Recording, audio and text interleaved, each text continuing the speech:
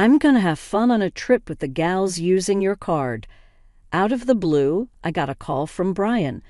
I had noticed he'd been coming home late for the past few weeks, secretly chatting on the phone with Nicole and acting antsy around the house.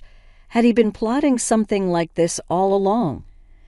I had suspected he might have teamed up with Nicole for some kind of scheme. Good thing I was prepared. Maybe I should pretend to be surprised. "Here, mine huh." "What do you mean?" "Explain." I already knew Brian was leaving for a trip today. Honestly, it's unbelievable. If he's trying to pull one over on me, I wish he'd plan it out better. I had been patient with everything until today, but now I only felt the urge to get back at him. There's no way I wouldn't have a revenge plan ready. It's about time we fight back against those insufferable siblings after all the patience we've shown. Once today is over, I reckon everything will clear up. I hope they're having fun on that trip, not realizing one of their fellow travelers is on my side. My name is Pamela Smith. I'm 33, living in a house with my husband Brian. Right after high school, I started working at my current company. After gaining some experience and being recommended by my boss, I acquired several certifications. In this company, if you have certifications and a proven track record, you're valued. I even got a position when I was about 21, and it seems I was the only one to get such a role so young, even though it's just a lead position. I secretly aspired to reach at least the rank of a department head. After some time had passed, a few new employees joined the company, and among them was Brian. Though I'm younger than him age-wise, I'm his superior at work. I was assigned to train Brian and 2 others, a total of 3 people. "Pamela, you're pretty close in age to us, right? And you're a supervisor. Seriously." "Yeah, I think I may be a year younger or so. I've been working here ever since I dropped out of my high school, so I've got some experience under my belt." "I see that you have your career plans well laid out early on. That's impressive." He'd often complimented me back then. Brian started pursuing me, and I reluctantly began dating him, but before I knew it, I had fallen for him. From there, I guess our relationship was pretty typical. We'd go out for dinner or drive around, and before long we moved in together. After moving in, I started to notice Brian's sloppiness. I thought maybe he trusted me enough to be himself, so I tried not to mind it too much. After living together for a while, Brian proposed, and I said yes. Then we sat down to discuss our future. "I'd like you to quit your job and become a stay-at-home wife. You work and earn money, and you can take care of the house. That's the dream. I also want kids soon, and I'm looking forward to buying a home and our wedding. I'm thinking of wedding, home, then kids, in that order. What do you think, Pamela?" "You know, Brian, that plan sounds great. I don't really mind the order either, but money is a concern, even with our savings, you know. And I don't plan on quitting my job. Even if we have kids, we can work by being flexible. I'm a bit worried about the finances if we buy a house." "Yeah, I get that. But I hate that you earn more than me. Still, I want our house. I was thinking of buying one right after our wedding. That might be tough. I already earn more than you do, so how about we manage the wedding and the house for now and think about kids later? We can decide what to do about my job then." "All right, let's do that." Honestly, I didn't want to quit my job, but I felt like suggesting this. Otherwise, Brian might be demanding forever. Before our wedding, we had an engagement party with both families. Brian's sister Nicole was away on a trip, so I met her for the first time at the wedding. She entered the bride and groom's waiting room without knocking, looked me up and down, snickered, and said, "So this is who Brian chose, a bit plain compared to his past choices, huh? Oh, I'm Nicole, your sister-in-law. I'm the type who doesn't hold back with family, so heads up. I'm Pamela. Nice to meet you." Nicole flapped her hand in a wave and left the room. I was left stunned by her upfront attitude. Yes, it turns out this sister-in-law is quite the character. I later greeted my sister-in-law's husband, and thought he seemed like a decent guy. The ceremony went off without a hitch, and after touring our new home, Brian and I bought the house we both liked. I thought things were gonna get busy, so I put more energy into my work.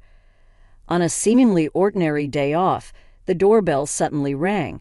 Since I was occupied, I had Brian answer it. He came back chatting and laughing, and it turned out my sister-in-law had dropped by. "Pamela, hey there. Brian's doing pretty well, owning such a big house. Good for him, after all, he's my little brother, right? I've been working hard. Make yourself at home. Pamela, don't we have some snacks or something? My sister's here, so hurry up."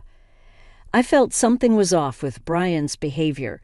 He started acting all high and mighty because his sister was here, and he probably told her he bought the house himself. I contributed to the down payment and in paying the mortgage, but Brian really wanted his name on the title, so I gave in. Since we were living together, I thought it didn't matter whose name was on it, but the way he explained it to his sister kind of irked me. But I decided to hold my tongue and not make a scene. "Here's some snacks. Brian works really hard, you know." Why does Pamela sound so bossy? She's not the boss or anything. Well, I am Brian's supervisor at work. Oh, that's right. Did I not mention that? When I started the job, Pamela was already a manager. Since she started working right after dropping out of high school, it couldn't be helped. If it were me, I'd surpass her in no time. Wait, you dropped out of high school? You look so serious, and yet you're less accomplished than me. Is there a problem just because I dropped out of high school? No, not really. But Pamela, since he didn't graduate from high school, and I'm your sister-in-law, I can ask you for anything, right? That's true, Pamela. Whatever my sister says is the final word. If you refuse, I'll kick you out of the house. I struggled to understand what this sibling pair was talking about. What's the point of she can ask me for anything because I do not have a high school diploma and she's my sister-in-law? And if I don't listen, I'll be kicked out of the house? What kind of nonsense is this? Is this a joke? I gave a polite smile and quickly escaped to the kitchen. I could hear Brian's voice from the kitchen, and from what I gathered, they seemed serious about their earlier conversation. After their conversation, my sister-in-law came into the kitchen. "Pamela, hey, I've got a favor to ask." "What's up?" "I kinda need to borrow a little money, like $5,000. Please." "How is that a little money? That's a lot. What do you need it for anyway?" "Come on, it's just $5,000. You're a supervisor, right? You must have a good salary." "Oh, right. I needed to cover the remaining renovation costs. Didn't you just brag about your new condo the other day?" Did I? Anyway, just hand it over. Brian told me he'd lend it to me and said I should ask you." "What? Why would he decide that without asking me?" "Listen, Pamela, either give me the money or I'll call the boss right now and tell him you want to quit. Which one do you prefer?" All right, Nicole. I'll lend you the money, but on one condition. We need to draw up a promissory note." "What? Even though we're family, I want it in writing.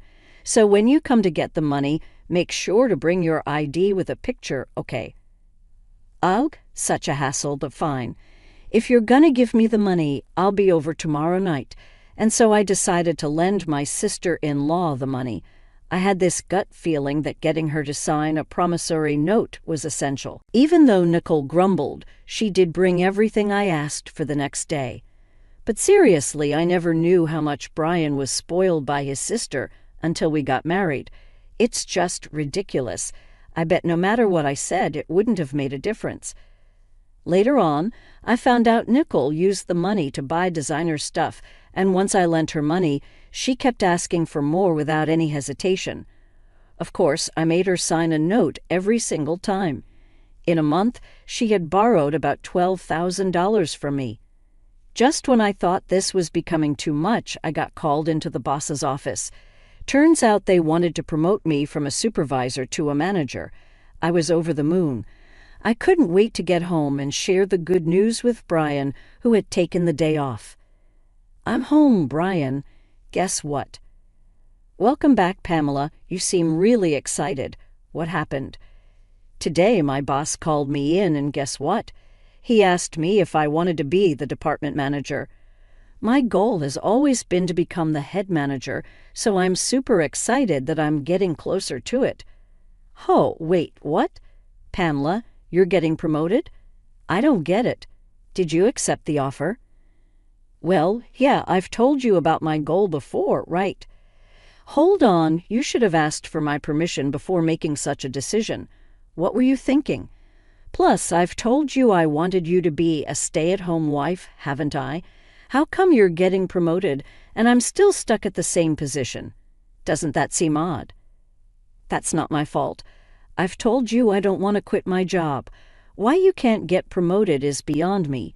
Shortly after, Brian made a call, and I assumed it was to his older sister. Sure enough, a few minutes later, his sister arrived. "Hey, I heard you stole Brian's promotion opportunity. What's the big idea?" "No, I didn't steal anything. At our company, promotions are based on performance." "So you're saying Brian's incompetent at his job? How dare you look down on him as his wife? This is ridiculous.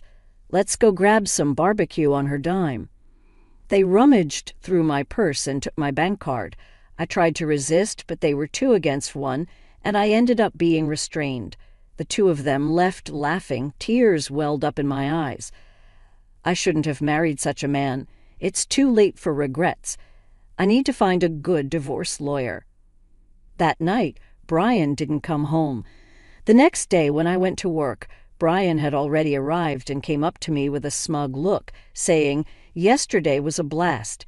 Eating on someone else's dime is the best. Thanks for the treat." When he handed me the receipt, I saw he'd been to an upscale barbecue restaurant, and the bill was $1,200. There were also receipts from luxurious bars that totaled an unbelievable $6,000. I wanted to snap back, but more and more employees were coming in, so I held my tongue. On my way home, I checked how much was withdrawn from the bank, and to my shock, it was $8,000. I confronted him when I got back. "Brian, what were you thinking? Taking out $8,000? Fancy barbecue and luxurious bars?" "It's my money, and it's what I had saved from my single days. I just got home, and you're nagging me around." "Money from your single days? Don't know, don't care. Can't do anything about it now since I've already spent it." He said that and ran into the bathroom. "That's it. I'm definitely gonna divorce him. I went to see a lawyer over the weekend. Several weeks have passed since then. The preparations for the divorce are progressing steadily. Ever since that incident, Brian has been coming home late, and he leaves the house in a hurry on his days off. I was getting suspicious and thought about hiring a private investigator when I got a call from Kevin, my sister-in-law, Nicole's husband. "Hello, is this Pamela's number?" "Yes, Kevin. It's rare to hear from you." "Yeah, it's been a while. Anyway, is my wife there?" "No, she's not here." "I see. She's been coming home late and leaving without telling me on weekends. She said she was at Brian's place when I asked her yesterday." "Oh, I see. Brian's been acting the same way. Maybe they're both going somewhere together. It's none of my business anymore, so I don't really care. Oh, and Kevin, I had something to tell you as well. Can you hear me out?" "What do you mean?" "All right, go ahead." I told him everything that happened about the money I lent to my sister-in-law and everything else. Upon hearing this, Kevin sighed and said, "Is that so? I'm sorry about my wife.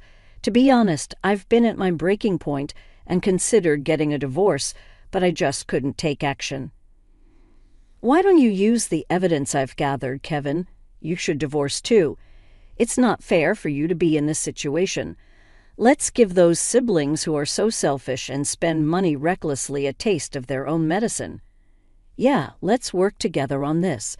Oh, by the way, I think Nicole and the others might be planning a trip. He mentioned that she had urged him to take a long vacation and that there were travel brochures on Pamela's vanity.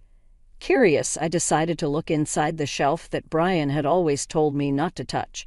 Sure enough, I found travel brochures and club cards. That's when it clicked for me. Kevin, I think they might really be planning a trip. I found some brochures. I've got an idea. As I explained the plan, Kevin laughed and agreed to go along with it. We decided to coordinate further via text and ended the call. I also sent him some potential evidence that could be beneficial for the divorce and meticulously planned our next steps. 2 weeks later, early one morning, Brian left the house. I knew about it since Kevin had informed me the day before. A few hours later, Brian called. "I'm going to have a blast on your card with my sis and friends." He had been coming home late and sneakily making calls with Nicole. I had sensed something was off. I suspected they were up to something. Good thing I had prepared. Maybe I should act surprised. "Mine? What? What do you mean? Explain." "Seriously, you didn't notice? We planned this trip ages ago. Kevin was just our backup plan in case something happened. We felt you've been getting too arrogant lately and talked about teaching you a lesson. Got it now? You can't stand up to us anymore." I don't have to tolerate this any longer. I've been patient for so long, a little payback isn't too much to ask for. I don't feel anything anymore, not even a shred of emotion. "Brian, what did you say earlier?" "I told you about your debit card, right?" "Huh. I have my card in my wallet, though." "What?" "Because here it is." "Wait, what the heck is this?" "You just noticed? Slow on the uptake, huh? Didn't you take my old gym membership card from the fitness club I used to go to? It's the same color and same stiffness."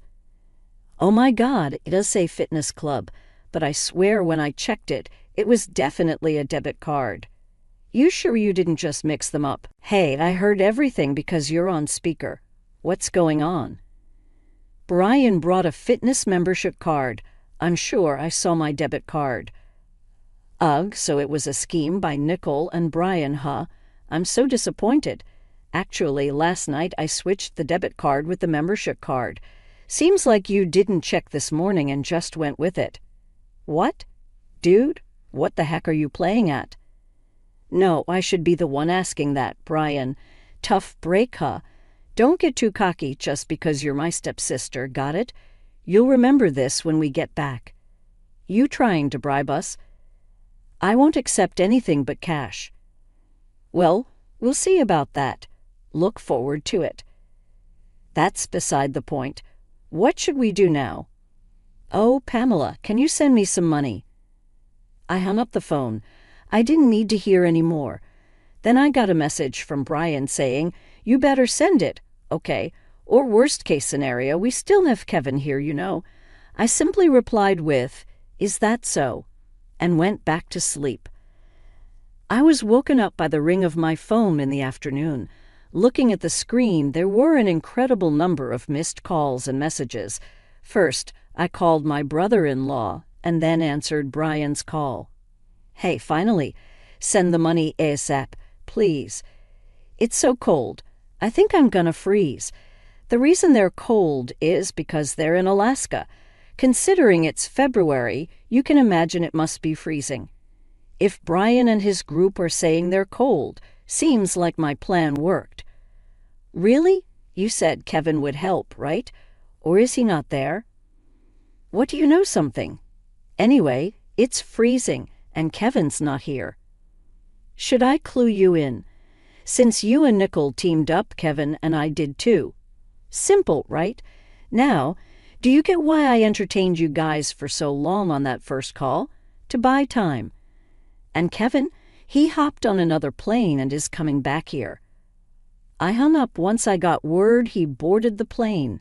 "Got it. What's your deal with my husband, huh? Don't tell me you're wrong.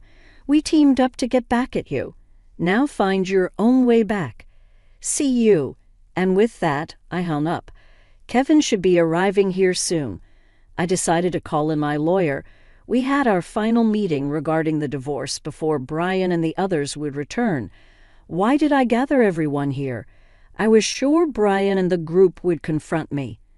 A few hours later, as soon as Brian and his group returned, they started yelling. Pamela, hey, what the hell? What were you thinking? Be prepared to move out, okay? Kevin's with you, isn't he? Why did you even come back first? Unbelievable. You okay with me leaving you? Apologize. Shut it. Sit down, usually calm Kevin's shouting stunned Brian and his companions, making them sit down right away.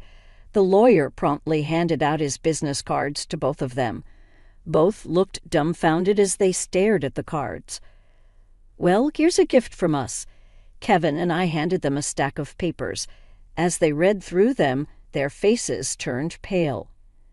Wait a minute, this mentions property division. You're not saying it's about divorce, are you? It's written on mine, too. It's a divorce. What did I do? Divorce has got to be a joke, right? Yeah, right. Kevin, let's head home. I'll go first. I've been recording your daily outbursts after some time, even the call you made from your vacation. Brian, you don't even know what you did. I can't continue like this with you. Hold on, are you sure? I said it, didn't I? I'm demanding half of the down payment from when we bought the house, the rest of the mortgage, and the repayment of the savings you spent from when I was single.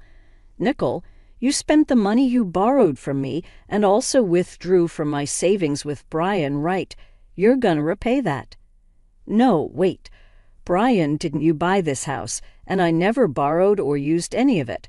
That's a false accusation. Nicole, please go through everything.